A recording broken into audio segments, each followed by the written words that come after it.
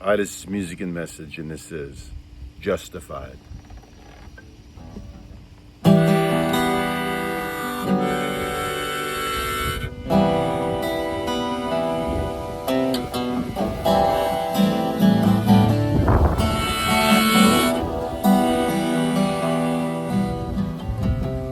heard them talking about that one time on that country road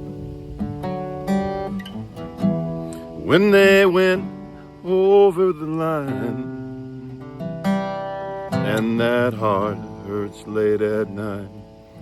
Well, sometimes could they be forgiven, living with all that guilt inside? Oh, but in Jesus you're made right in God's sight, because He loves you so much that for you He died and was raised from the grave to give you life. And forgiveness is good when you're resting in it and the debt is paid. So get on with living well. Abundant life is what we're given. In Jesus' name you're made right in God's sight, just as He did not sin. So let life begin.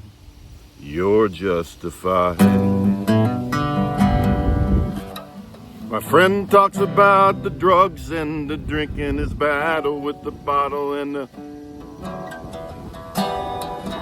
stinking, no thinking. Another one's haunted by the money and the life he took. A life that was wasted, but hey, take another look. In Jesus you're made right, oh, in God's sight, because He loves you so much that for you He died and was raised from the grave to give you life.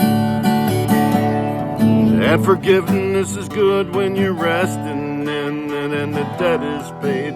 So get on with living. Oh, abundant life is what we're given. In Jesus' name you're made right in God's sight. Does that just if you did not sin? So let life begin. You're justified. Because of what Jesus done for us, we got this undeserved privilege to rest in the old story and look forward to sharing in His glory.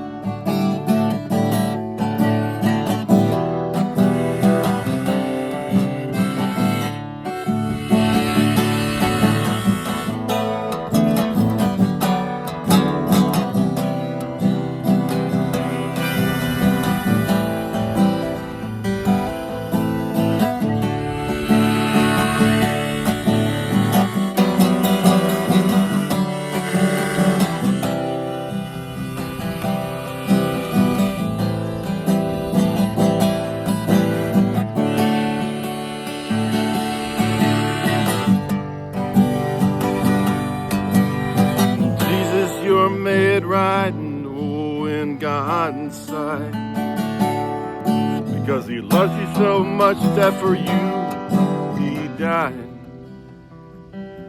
and was raised from the grave to give you life. And forgiveness is good when you're resting in it and the debt is paid. So get on with living. An abundant life is what we're given. In Jesus' name you're made right in God's sight, just as you did not sin. So let life begin. You're justified.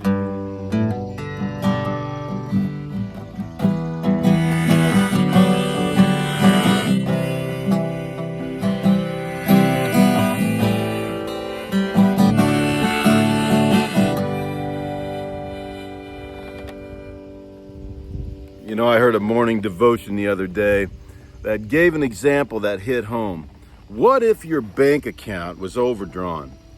I mean, you bouncing checks. So, and you found out you're like $5 million in debt, and you go to the ATM just on a whim, and just you put your card in there, and then you find you have $5 billion in the account, and you check into it the next week, and you find out that it's legit.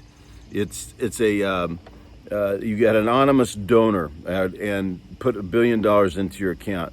And considering justification, that is what Jesus Christ can do for you through relationship with him. The hope of the ages is found in the mercy of a loving God who loves us so much that he died for us.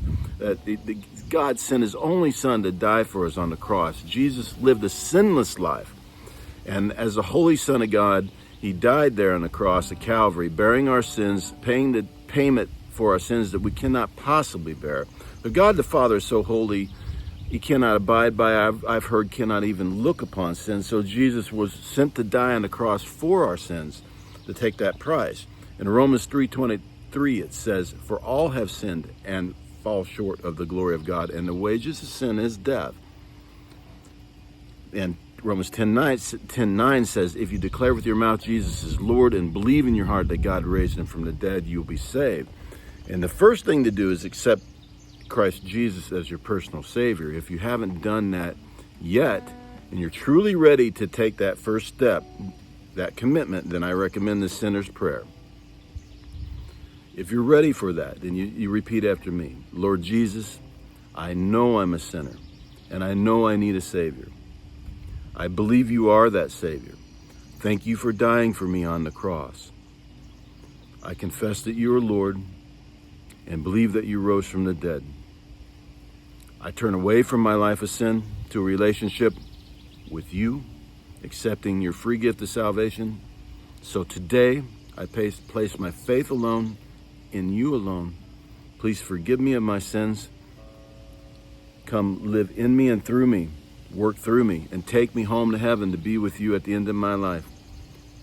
In Jesus' name I pray, amen. If you said that prayer and you really mean it, then you have entered in a relationship with the King of Kings and the Lord of Lords. He will never leave you or forsake you. And by the power of his resurrection at the end of your time on earth, he will have you rise again in his name. You know that we're all saved by undeserving favor, which is God's grace. For it's by grace you've been saved through faith, not of yourself.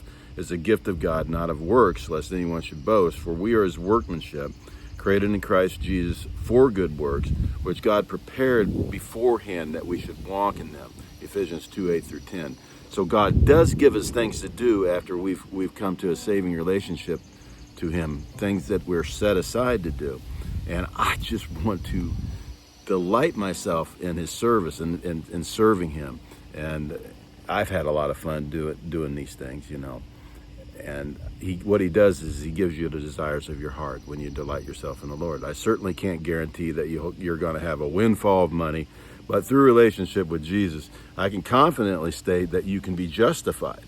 And that means just as if you did not sin. Everything forgiven, and at the end of it's just as if you did not sin. In Romans 5:1-2, it says, "Therefore, since we have been made right in God's sight by faith, we have peace with God because of what Jesus Christ our Lord has done for us. Because of our faith, Christ has brought us into a place of undeserved privilege where we now stand, and we confidently and joyfully look forward to sharing in God's glory." There was an Old Testament prophet named Samuel who had led his people in the way that they should go. And when the people said to him, "Give us a king to lead us," this displeased Samuel, so he prayed to the Lord. They wanted a king like everybody else, and they're asking for one. And Samuel prayed to the Lord, and the Lord told him, "Listen to all that the people are saying to you. It's not you they've rejected, but they have rejected me as their king, as they have done from the day I brought them up out of Egypt until this day, forsaking me and serving other gods, so they are doing to you. Now listen to them, but warn them solemnly, and let them know that the king who will reign over them will claim as his rights what he will claim as his rights. He said that this is what the king who will reign over you will claim as his rights. He will take your sons, make them serve with chariots and horses, and they will run in front of the chariots. He will make, and he goes on and says a lot of different things that this king is going to do. Going to put them through some hardship if they make him king. And he'll take 1/10 of your flocks, and you yourselves will become his slaves. And when that day comes, you'll cry out for relief from the king you have chosen, and the Lord will not answer you in that day. That's 1 Samuel 8:6-9. So in accepting Jesus as your Savior, you're placing him on the throne of your life. So think about the other things that would sit on the throne of your life, of your heart. There's king pride. There's king greed. Oh, there's king sports. There's king social media. There's king alcohol. There's king drugs or king porn. The list goes on.